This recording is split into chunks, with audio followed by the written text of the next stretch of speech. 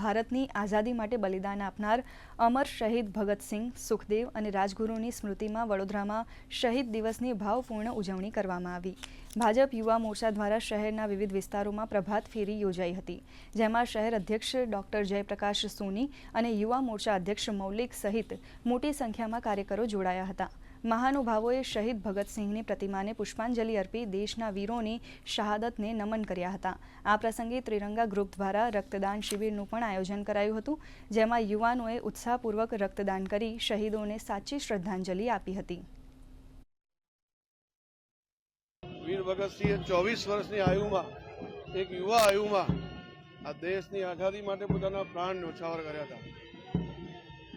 એની સાથે સાથે સુખદેવ, રાજગુરુ અને એના જેવા અનેક શહીદોએ આઝાદીના આંદોલનમાં ભારતની સ્વતંત્રતા મળે એના માટે પોતાના પ્રાણોની આહુતિ આપી છે।